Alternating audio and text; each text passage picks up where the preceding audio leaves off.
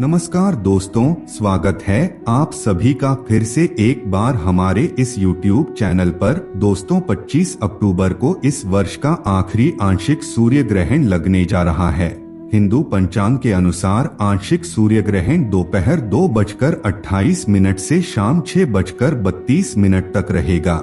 इस ग्रहण की समयावधि 4 घंटे की है।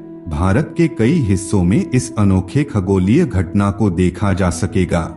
दिवाली के ठीक एक दिन बाद सूर्य ग्रहण से सभी के ऊपर अच्छा या बुरा प्रभाव पड़ेगा। बता दें कि सूर्य ग्रहण के बाद सूतक काल लग जाता है, जिस दौरान किसी भी प्रकार की महत्वपूर्ण चीजें नहीं की जाती हैं। ऐसा इसलिए क्योंकि ज्योतिष शास्त्र में बताया गया है कि सूर्य ग्रहण के दौरान जातकों के शुभ ग्रहों की चाल बदल जाती है और इसका उनके जीवन पर प्रभाव पड़ सकता है।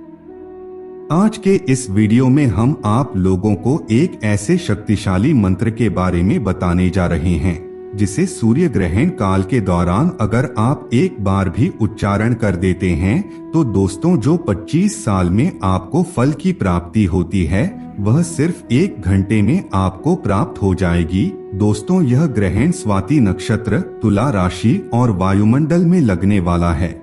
वैसे तो कार्तिक मास का ग्रहण अच्छा माना गया है, परंतु ग्रहण का दिन मंगलवार होने के चलते खाद्य सामग्रियां इस ग्रहण के प्रभाव से प्रभावित होकर के महंगी होंगी। अग्नि भय की स्थिति बनेगी। साथ ही साथ एक देश दूसरे देश से युद्ध की स्थिति में आएगा। शासक वर्ग के मध्य असंतोष व्याप्त होगा। स्वाति नक्षत्र में जितने भी लोग जन्मे हैं वह विशेष रूप से इस ग्रहण को भूल करके भी ना देखें। दोस्तों जब भी कोई ग्रहण का काल आता है, चाहे वह अल्पकाल के लिए ही क्यों न हो, एक बात का सदैव ख्याल रखें कि यह अवसर होता है यदि आपके भीतर कोई साधक छिपा हुआ है। दोस्तों साधक के लिए यह किसी अवसर से कम नहीं होता। निसंदेह वैज्ञानिक दृष्टिकोण से यह एक आश्चर्यजनक घटना होती है जिसे देखना चाहिए, जिसके बारे में जानना चाहिए। लेकिन अगर आप साधना के दृष्टिकोण से देखते हैं तो कोई मंत्र सिद्ध करने की इच्छा रखते हैं तो इससे बढ़िया समय आपको कहीं नहीं मिलेगा। ग्रहण काल के दौरान कई ऐसे मंत्र हैं जिन्हें सिद्ध किया जा सकता है। वैसे तो आमतौर पर विशेष रूप से गायत्री मंत्र का उच्चारण करने का विधान है, लेकिन इसका मतलब यह नहीं कि आप इसी मंत्र को ही उच्चारण करें। यदि आप अपना कोई विशेष मंत्र सिद्ध करना चाहते हैं तो ग्रहण काल के दौरान आप बड़ी आसानी से कर सकते हैं। आम तौर पर देखा जाए तो गृहस्थ आश्रम में जीवन व्यतीत करने वाले जातक माता लक्ष्मी की कृपा प्राप्त करना चाहते हैं तो ऐसे में आप माता लक्ष्मी के मंत्र के जाप कर सकते हैं। माँ भगवती गायत्री सब कुछ देने वाली होती है, जो चाहे वह प्राप्त कर सकते हैं।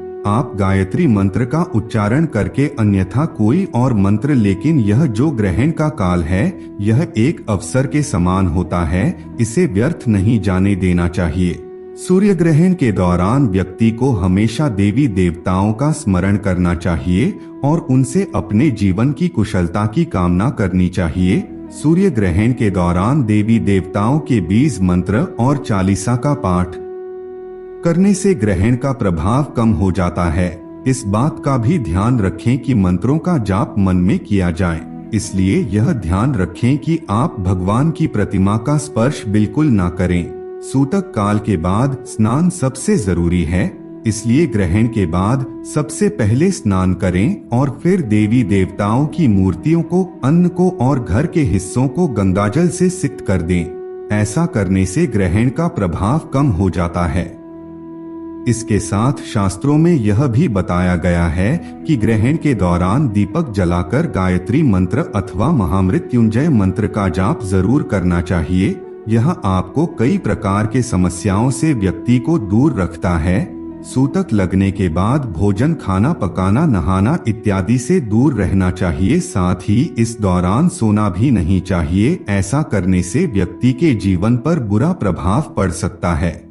इसके साथ सूर्य ग्रहण के दौरान तुलसी के पौधे को बिल्कुल हाथ ना लगाएं, बल्कि ग्रहण से पहले तुलसी के पत्ते को बचे हुए खाने या फ्रिज में रख दें। ऐसा करने से भोजन पर भी ग्रहण का प्रभाव नहीं पड़ता है। दोस्तों, हम जिस शक्तिशाली मंत्र के बारे में बात कर रहे हैं वह गायत्री मंत्र है। गायत्री मंत्र का आपको ग्रहण काल के दौरान उच्चारण करना है। यह इतना ज्यादा प्रभावी और शक्तिशाली मंत्र है कि दोस्तों, इसके प्रभाव से आपकी सभी प्रकार की मनोकामना बहुत ही जल्द पूरी हो जाएगी।